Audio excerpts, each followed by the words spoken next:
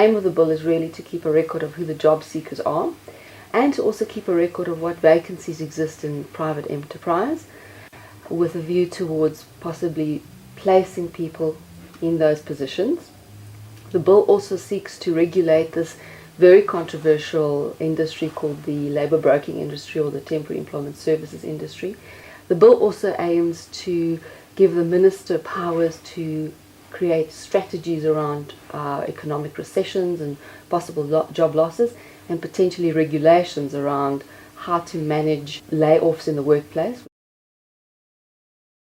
For the first time in South Africa, we're going to have a situation where, in terms of this piece of legislation, once promulgated, every employer out there, whether you are a labour broker or not, will have to advise the minister of all positions that become vacant or new jobs that are created. And once the minister has received notification of vacancies or job created positions, the minister could potentially then forward candidates to private enterprise, and private enterprise would then obviously have an obligation to vet these individuals. If the vacancy is then subsequently filled, the private enterprise must then inform the minister again that the position has been filled. Interestingly, if a private business fails to notify the minister of a vacancy, they are liable for a fine of a minimum of 10,000 rand. The definition of what is a private employment agency is quite broad in the legislation. It would cover anybody that is currently either a labour broker, a temporary employment service, or even a recruitment agency. These entities or organisations will now have to be registered with the Department of Labour. Once you are registered and you are issued a licence, you have to display your licence, and then you can operate as such. If you apply for a licence and you are not granted a licence, you then cannot operate in this arena. Your only recourse would then be to the Labour Court, where you would have to review the decision of the registrar. Once your licence has been granted, you can operate, and then of course you're entitled to collect information in relation to candidates, names, details and the like. This information has to be stored both electronically and on a manual register for a period of no less than 5 years. You are, however, not allowed to retain any identity documentation or certificates of qualifications from these candidates. If you do, that in itself is a criminal offence, and you can be liable for a fine. There's a provision in the bill that deals with temporary employment services specifically. You'll find that in what we call the transitional portions of the bill. What it says is that temporary employment services as they exist in terms of the current legislation may remain in place for a period of 3 years following the commencement of this piece of legislation. It also states that these temporary employment services must register with the Department of Labour's registrar.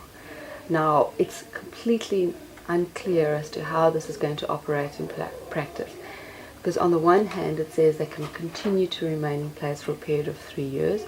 On the other hand, they must register as any other agency would be required to register in terms of the requirements of the bill. Not one of these pieces of legislation that have been put forward by the minister can be read in isolation. They've all got to be read together. When you look at the intention behind the minister's rhetoric before the legislation was promulgated, the idea was that they were going to address the potential exploitation that exists within the labour broking industry. As such, one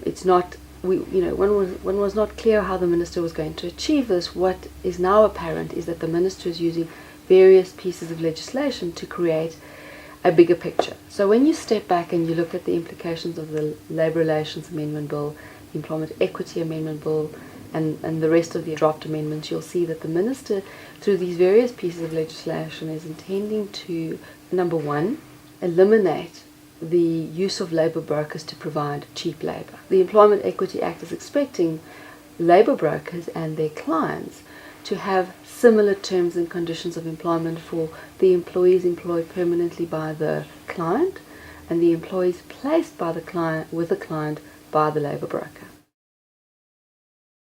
What is apparent is that this board that is going to comprise of labour and business and experts in the employment services arena, is really going to assist and advise the minister on strategic issues.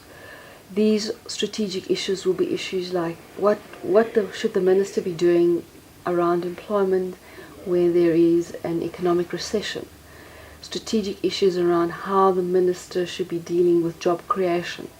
Strategic issues around how to deal with layoffs and possibly increasing employment in the private and public sector.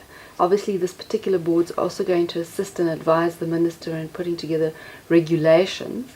These regulations would obviously be enforced against the public and the private sector.